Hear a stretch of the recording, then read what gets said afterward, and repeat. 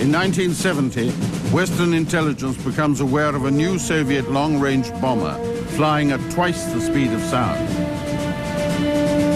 It is the Tupolev Tu-22M Backfire, a nuclear bomber capable of striking targets deep in the heartland of the United States.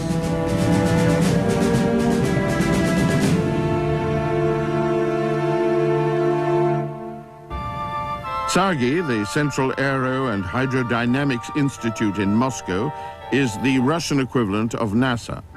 It has a range of wind tunnels of varying sizes, subsonic to hypersonic. In the 1950s, its comprehensive test facilities were committed to finding ways of propelling aircraft faster. Before Joseph Stalin died in 1953, he placed great emphasis on the development of a Soviet intercontinental strategic bomber force. The Myasishchev Bureau attempted to respond to Stalin's pressure for a jet bomber to match the American B-47 and B-52, but large Soviet jet engines were not well enough developed at the time to give the necessary range. Even so, Western experts believed that Soviet Bears and Bisons were a direct threat to the United States.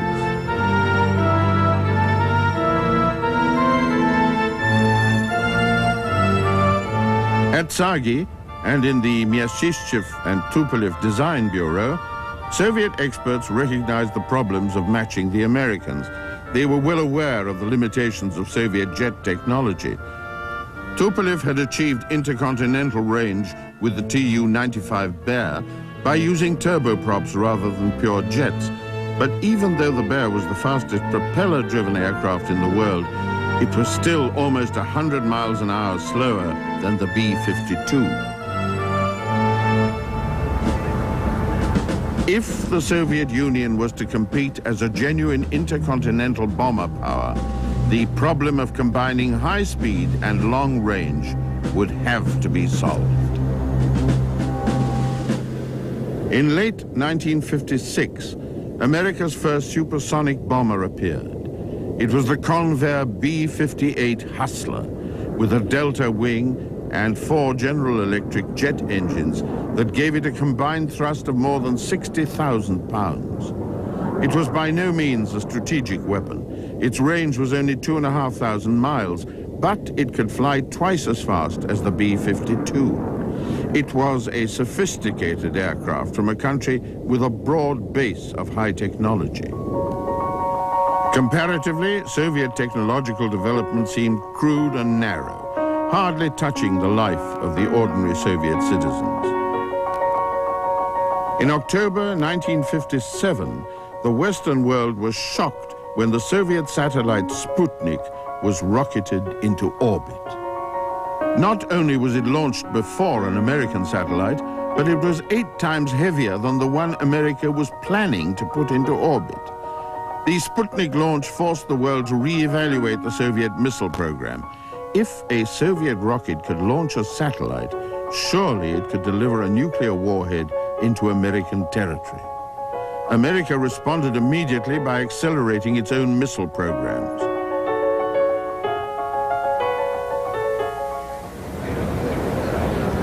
Soviet Foreign Minister Gromyko met with U.S. Secretary of State Dulles in Washington.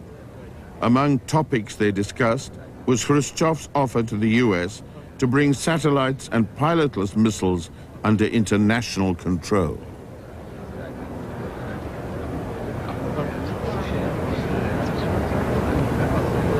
At the same time, a project was underway that would challenge American aerospace technology to the limit. It was the XB-70 program to develop an intercontinental bomber that could cruise for great distances at 3 times the speed of sound. Such an aircraft could not be touched by any known defense system. If it worked, the skies above the Soviet Union would be open. At the end of the 1950s, the uneasy balance between the Soviet Union and the West was disturbed. In Cuba, on the 16th of January 1959, Fidel Castro's forces seized power from the government of Fulgencio Batista. Within hours of the takeover, the United States formally recognized the new Cuban regime. A few months later, in September, a Soviet Tu-114 airliner arrived in New York after a non-stop flight from Moscow, bringing Nikita Khrushchev for a tour of the United States.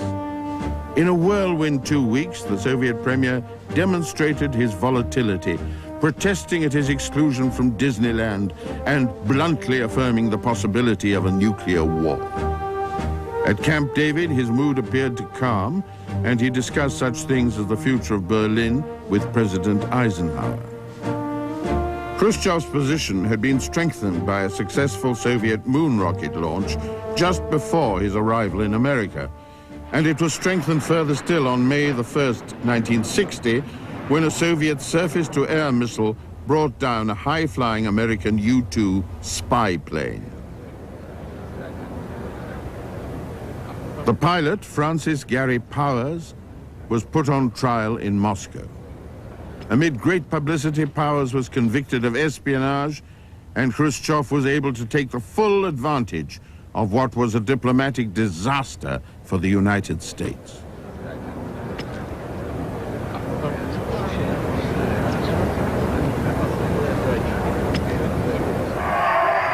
Nikita Khrushchev now had an ally in power just off the coast of the United States. And when John Kennedy was elected to the presidency in November 1960, he faced an international situation that was becoming extremely difficult. As well as Cuba, Kennedy inherited from Dwight Eisenhower the festering problem of Berlin. And the run of Soviet propaganda victories leading up to Kennedy's election was not about to end.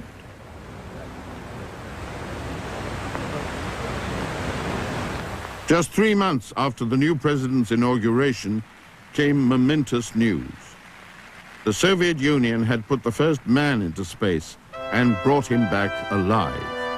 Yuri Gagarin had orbited the Earth in a 10,000-pound satellite called Vostok. The Red Square May Day parade in 1961 was different from those of the past. This one had a definite space motif and an air of great celebration.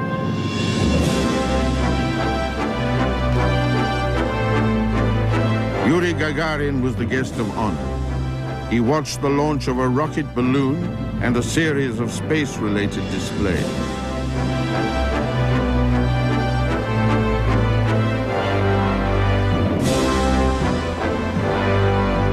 Again, Western powers were forced to cope with the fact that Soviet rocket technology had beaten them to another major achievement in space.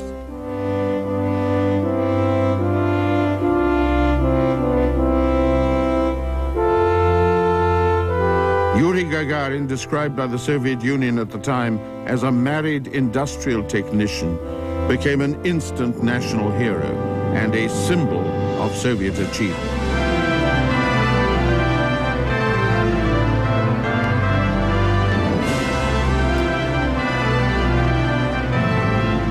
The May Day news from Cuba was no better for the West. Just a week after the abortive Bay of Pigs invasion, Castro formally announced that Cuba was a socialist nation and that there would be no more elections. The ties between Castro and Khrushchev were becoming firmer.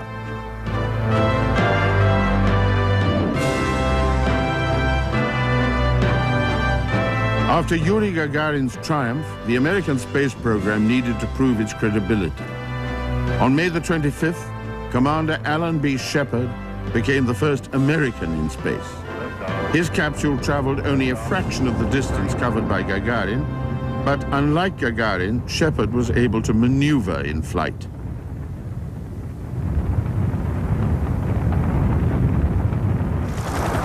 When he landed in the Atlantic Ocean near the Bahamas, he was in excellent condition. America had the second man in space.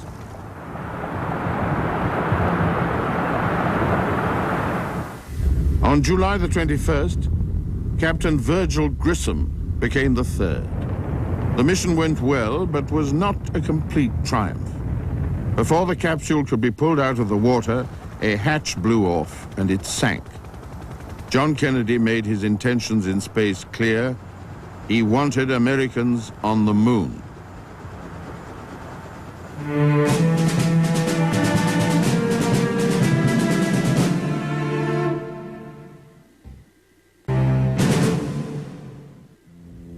At the Soviet Aviation Day display in Moscow in 1961, the West watched with interest to see what would be unveiled.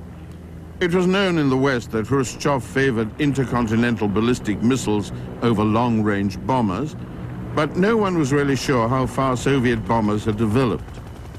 Once again, Gagarin's achievement was celebrated, and there was a flypast by a Myasishchev bounder. But Western intelligence had known about the bounder for 3 years, and it was no surprise.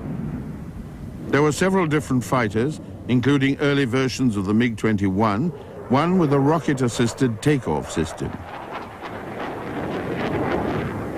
Western observers were confused by large, effective-looking aircraft they assumed to be bombers, possibly with supersonic potential. They were thought to be products of the Yakovlev Bureau, but in fact, they were designed by Tupolev. Andrei Tupolev established the pattern for the Soviet Design Bureau when he set his up in 1922. He was one of the most honored and revered figures in the Soviet aircraft industry, famous for the design and construction of large aircraft in the 1920s and 30s. In the 1950s, his design bureau produced 2 of the Soviet Union's most successful large bombers. His commercial aircraft were also remarkable, especially the Tu-104 jet airliner. This is an aircraft from the family that caused surprise among Western observers at Aviation Day in 1961. Because of its size, the assumption was made by many experts that it was a supersonic bomber. But it was actually the prototype of a fighter interceptor, the largest in the world at the time. To begin with, there was a great deal of confusion about its name. It was developed from the Tu-98, but eventually it entered service as the Tu-28. The United States Department of Defense referred to it as the Tu-128. NATO gave it the code name Fiddler.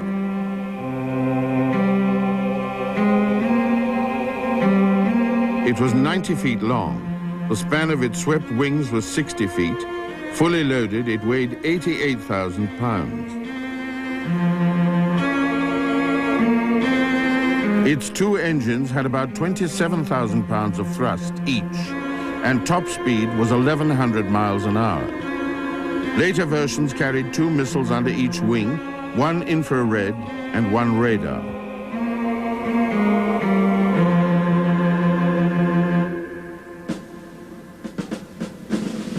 The primary task of the Fiddler was to intercept enemy strategic bombers, reaching them as far as possible from their target and destroying them before they could launch their standoff missiles.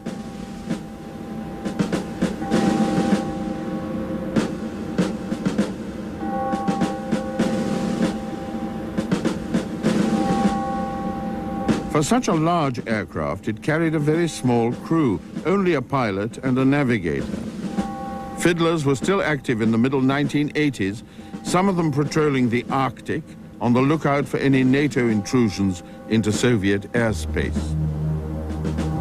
While there was a confusion at the 1961 Soviet Aviation Day about whether or not the Tu-28 was a supersonic bomber, there was no doubt about another aircraft that made its public debut on the same day. The Tu-22 Blinder was the first Soviet bomber genuinely capable of supersonic speeds. It could only sustain them for short periods of time, but it still caused a sensation among Westerners at the Aviation Day flypast.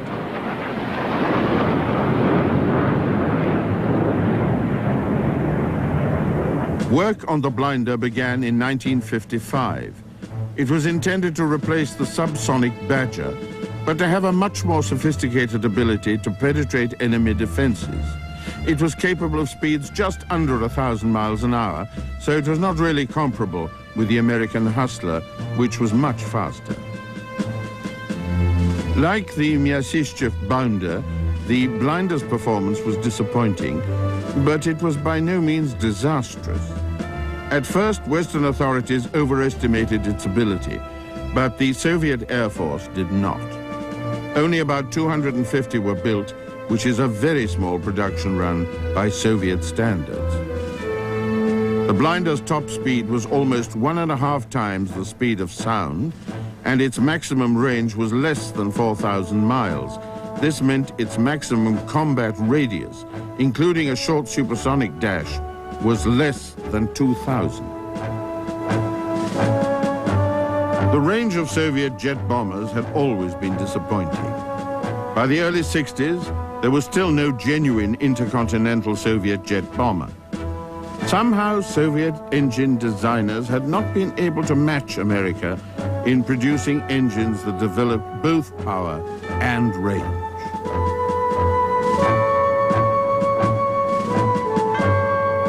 The Blinder's engines, 2 Kolesov turbojets giving a combined thrust of more than 60,000 pounds, were unusually positioned compared with other large Tupolev aircraft. They were housed in short pods sitting side by side on top of the rear fuselage. The fact that these engines could not deliver long range was offset to some extent by developments in weapons technology. When effective long-range air-launched missiles became available, the importance of bomber range diminished slightly. As a result, the lifespan of the Blinder and even the subsonic Badger were extended. Blinders were modified to carry a supersonic nuclear missile with the NATO code name Kitchin. The Kitchin was stored in a recess in the Blinder's weapons bay. It was shaped like an aircraft, about 37 feet long, with a wingspan of 10 feet. It could carry a 200-kiloton nuclear warhead.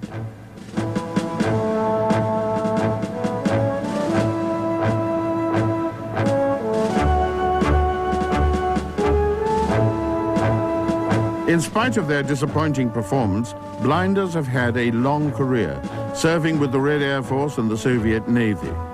And ironically, it was precisely the disappointing performance of this aircraft that led to the development of a far superior one.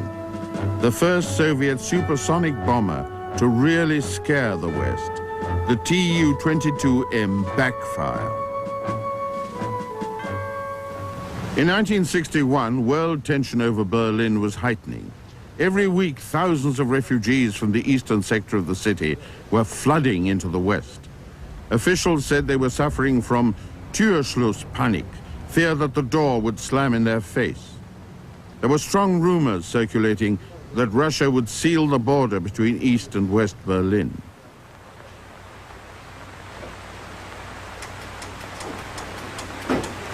In Moscow, Premier Khrushchev announced a massive increase in the Soviet defense budget. In America, President Kennedy announced an almost identical one. Discussions between the major Western powers failed to find a solution to the Berlin problem, and Khrushchev accused Kennedy and other Western leaders of paying lip service to the idea of disarmament.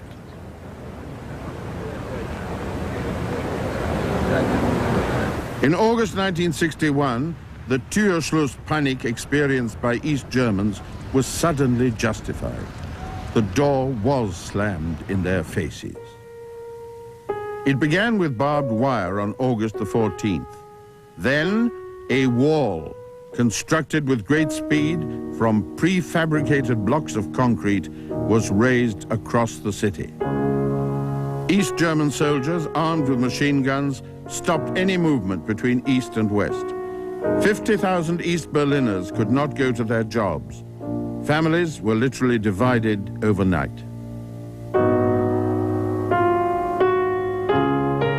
It was too much for some people. Desperate attempts were made to cross from east to west. This woman became a rope in a tug of war between West Berliners and East German border police. In the end, the Westerners won.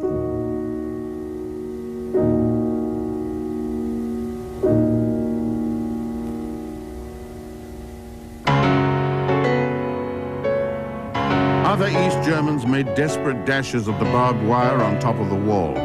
Many failed, but some made it through.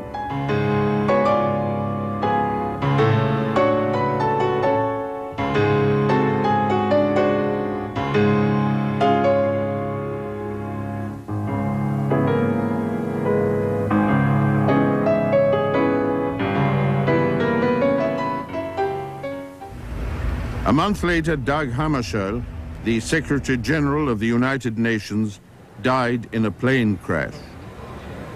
In a speech in Hammarskjöld's honor, President Kennedy made an appeal for peace to the leaders of a world dangerously close to nuclear conflict. Ladies and gentlemen of this assembly, the decision is ours.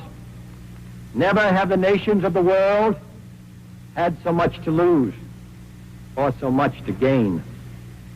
Together we shall save our planet, or together we shall perish in its flames. Save it we can, and save it we must. And then shall we earn the eternal thanks of mankind, and as peacemakers, the eternal blessing of God. A year later, the Cuban Missile Crisis erupted. Aerial photographs showed the development of Soviet missile sites in Cuba. America set up a naval blockade and insisted that the Soviet Union withdraw all weapons. In the United Nations, Adlai Stevenson summarized the American view of Soviet action. We now know that the Soviet Union, not content with Dr. Castro's oath of fealty, not content with the destruction of Cuban independence, not content with the extension of Soviet power into the Western Hemisphere, not content with a challenge to the inter-American system and to the United Nations Charter, has decided to transform Cuba into a base for communist aggression, into a base for putting all of the Americas under the nuclear gun. After a week of intense negotiations, Khrushchev backed down. He agreed to dismantle the Cuban bases and ship all offensive weapons back to the Soviet Union. It was a turning point in his career. His relationship with the People's Republic of China broke down. He worked hard to reinforce ties with Egypt, but suddenly, in October 1964, his period as Soviet leader was over. After 11 colorful years in which he changed the face of Soviet international relations and at times amazed and frustrated the international community, he was removed from office. The newspaper Pravda called Khrushchev's leadership one of harebrained scheming and hasty decisions divorced from reality. He was accused of promoting his own cult of personality.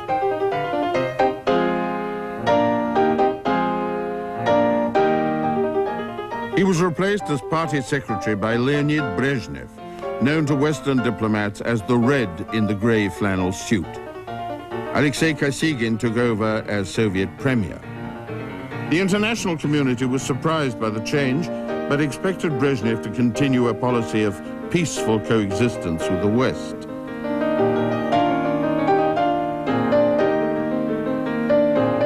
One of Brezhnev's major legacies from Khrushchev was the rift with China. Khrushchev's hard line with the People's Republic had led to a situation which threatened to split world communism.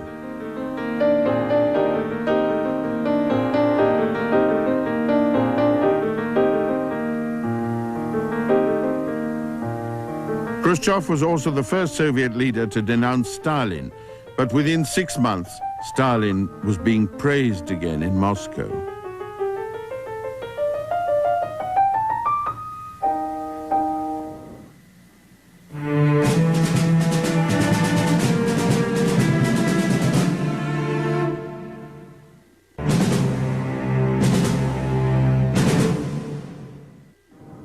The General Dynamics F-111 was the legacy of the Kennedy administration, which ended in November 1963 with John F. Kennedy's assassination. The swing-wing fighter bomber was a multi-purpose cost saver and its variable geometry technology was of great interest to Soviet intelligence. The KGB and Soviet aviation experts watched the troubled development of the F-111. It was a major departure from past American fighter and bomber strategy, but the Soviet Union was also interested in the F-111's variable geometry technology. Variable geometry was particularly attractive to Soviet designers because it allowed an aircraft that could fly at twice the speed of sound to also have good takeoff and landing performance. This was vital on the poor surfaces of many Soviet airfields. So far, Soviet aircraft designers had failed to build a supersonic long-range bomber that was a real threat to the West. The Tu-22 blinder not only had disappointing range, its wing was designed for high speed, and it had poor takeoff and landing performance. It needed long airfields, which limited its usefulness in Soviet conditions. Throughout the 1960s, the best Soviet aviation brains and technology worked to develop a bomber that could combine high speed, long range, and good low-speed performance. Tsagi, the Central Aero and Hydrodynamics Institute, developed two variable geometry planforms. One was virtually identical to the F-111, with the wings swinging from the roots. The other was a compromise, with only part of the wings moving.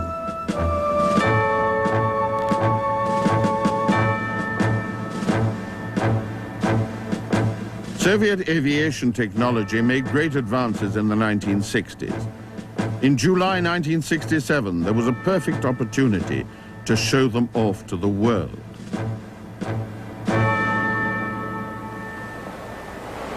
(1967) was the 50th anniversary of the revolution that established the Soviet state.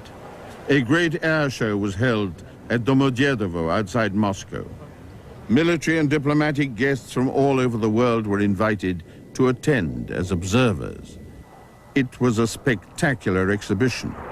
A Tupolev blinder flew past, and fighters performed formation aerobatics.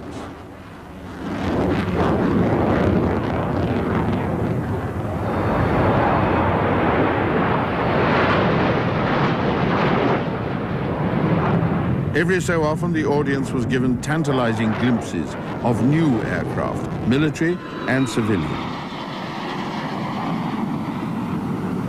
The great crowd watched the skies, not knowing what to expect next.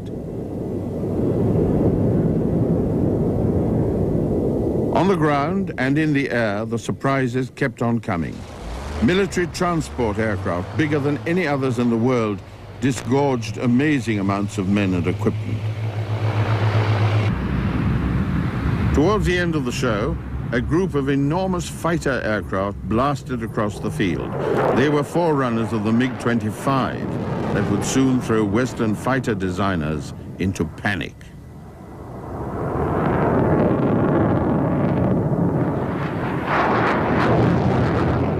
But in all this richness of aviation achievement, there was still no new supersonic bomber.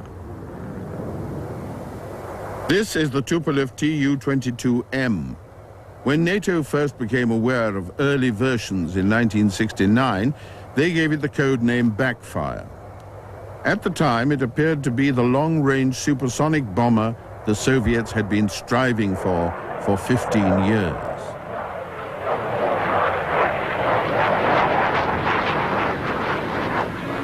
For some time, the Backfire was thought by Western experts to be a new version of the blinder, modified with swing wings. Tupolev certainly referred to it as the Tu-22M, which usually indicates a modification. Since the Tu-22 was the blinder, the assumption was reasonable.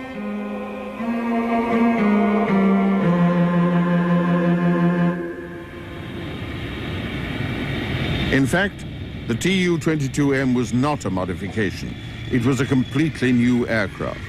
For administrative and financial reasons, it was more convenient for the Tupolev Bureau to assign it an M designation than to treat it as a new design.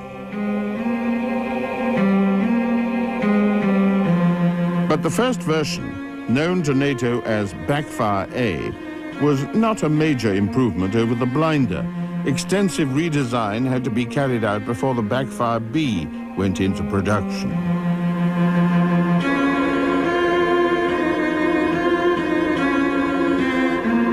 When the Backfire entered service with the Soviet Air Force and Navy in the early 1970s, it carried a refueling probe in the nose and was believed to have enough range to reach North America.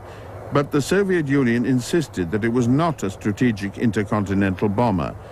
They said it was meant for tactical use in Europe and Asia and had a range of less than 1,500 miles.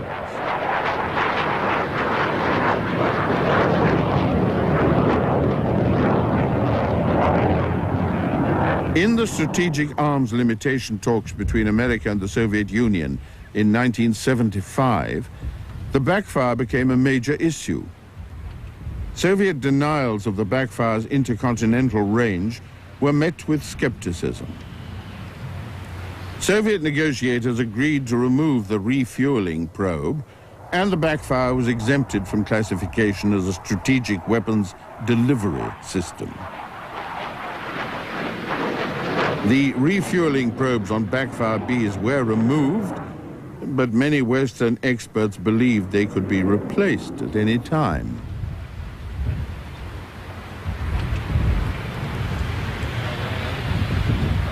The Backfire is a formidable weapons system. It can carry more than 26,000 pounds of bombs internally, nuclear or conventional. It can also carry 2 kitchen long-range air-to-surface missiles under the fuselage and a variety of other weapons mounted under the wings.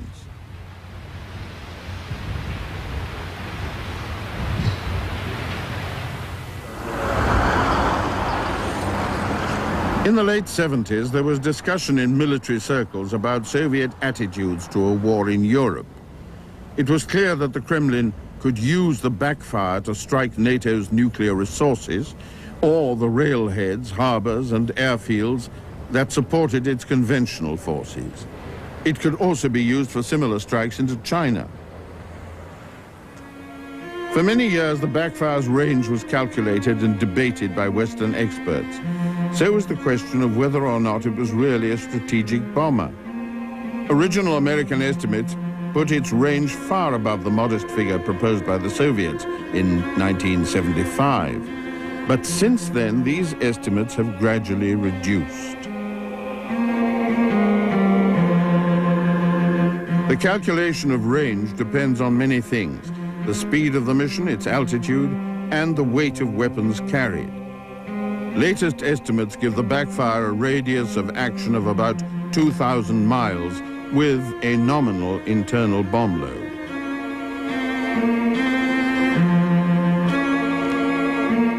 The Backfire is a large aircraft. Its maximum takeoff weight is almost 280,000 pounds. It is a true supersonic bomber, but it's not capable of reaching the magic Mach 2, twice the speed of sound.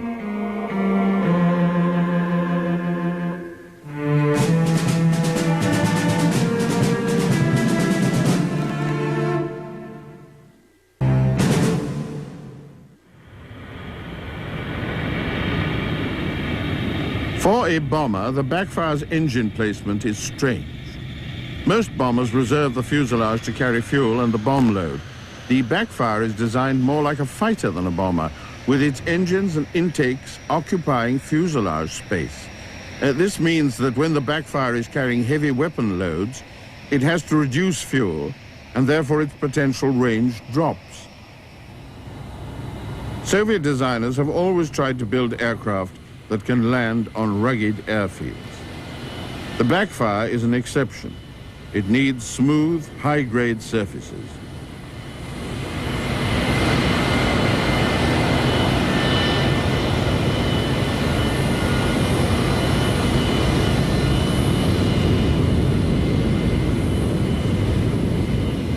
The Backfire was designed with variable geometry to give good performance at high and low speeds. But in spite of the swing wings, its takeoff speed is high. It lands at about 170 miles an hour with the help of wing flaps and slats.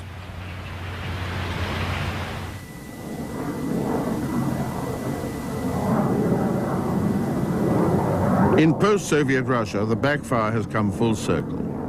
20 years ago, it was an object of fear in the West. Conflicting information intensified its threatening image. Now it's up for sale. A Tu-22M appeared at Farnborough in 1992 in the first phase of an international marketing effort. It's possible that the Backfire, the bone of contention of the SALT talks in 1975, could soon be flying for a Western power.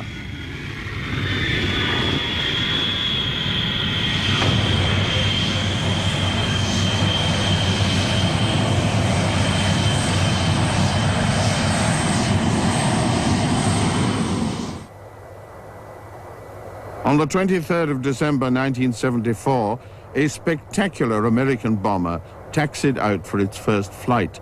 It was the Rockwell B-1.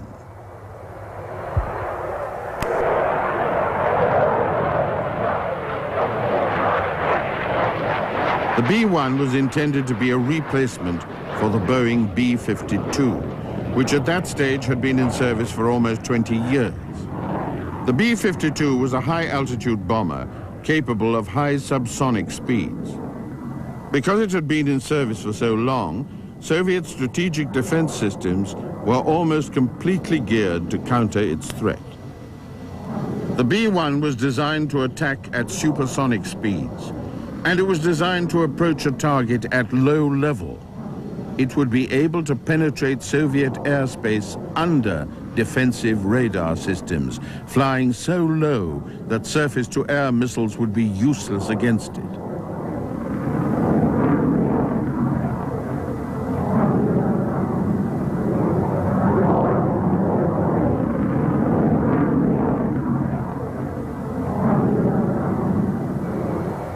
At that time, Soviet air defense fighters were also designed for high-altitude interception and were not equipped to detect and attack low-level targets.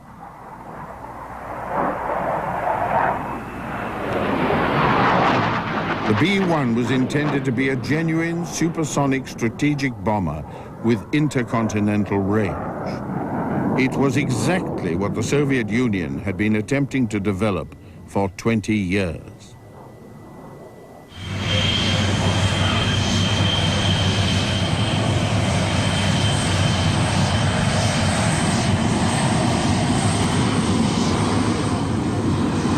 The B-1's implications for the Soviet Air Defense Ministry were devastating.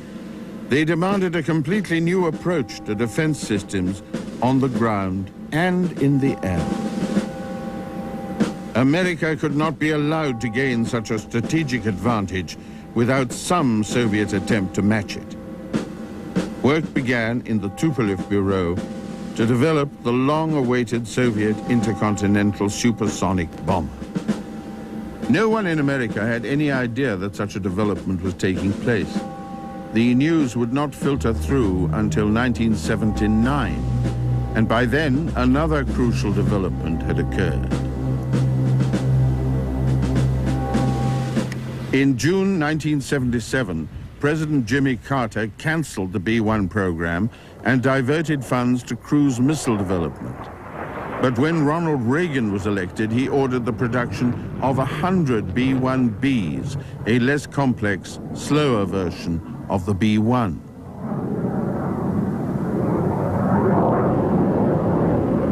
The B-1B was rolled out of Rockwell's factory in Palmdale, California, on September the 4th, 1984. It was very different from the B-1. It retained the B-1's variable geometry wing, but new construction materials had reduced its radar cross-section. It was a genuinely stealthy aircraft.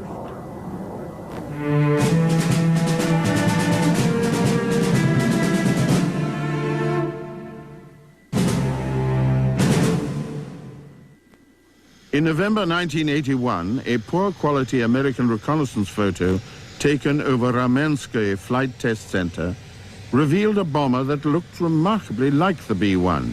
It had variable geometry wings and a long, slender fuselage, but it was very large indeed, 20% larger than the B-1B. In fact, it was larger than the aircraft the B-1B was intended to replace, the giant Boeing B-52. NATO gave it the code name Blackjack. The Soviet Union at last had its supersonic strategic bomber. The Soviet designation for the Blackjack is the Tupolev Tu-160. Its wingspan in the straight position is 182 feet, almost exactly the same as the B-52, but it's 20 feet longer, and the maximum takeoff weight estimated by American Air Force officials is 590,000 pounds, 100,000 pounds more than the B-52. The Blackjack is an expensive and complex aircraft, far too expensive for a trainer version to be built. But this aircraft is a trainer for Blackjack crews. It's a Tu-134, a basic commercial airliner. The nose section has been rebuilt and fitted with all the controls and electronics of the Blackjack.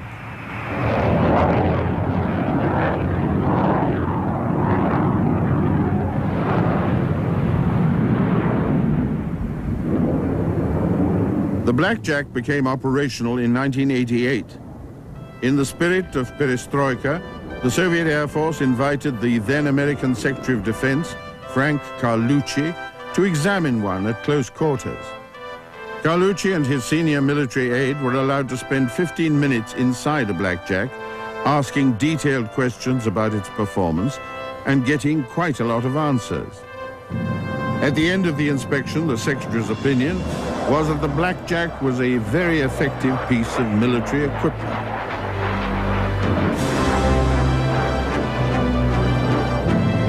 There's no doubt about the truth of the Secretary's estimate. The Blackjack can fly at more than twice the speed of sound, propelled by 4 vast turbofan engines of 50,000 pounds thrust each. Its unrefueled combat radius is estimated by American officials to be 3,200 miles, far greater than that of the Backfire and of the B-1B.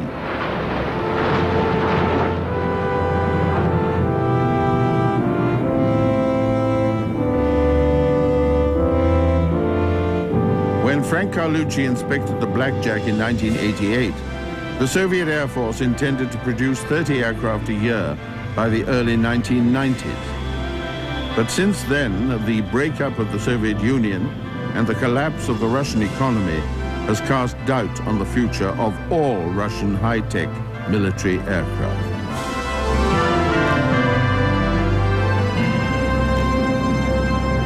It's ironic that the Soviet Union labored so long to develop a genuine supersonic intercontinental bomber, only to collapse soon after it entered service.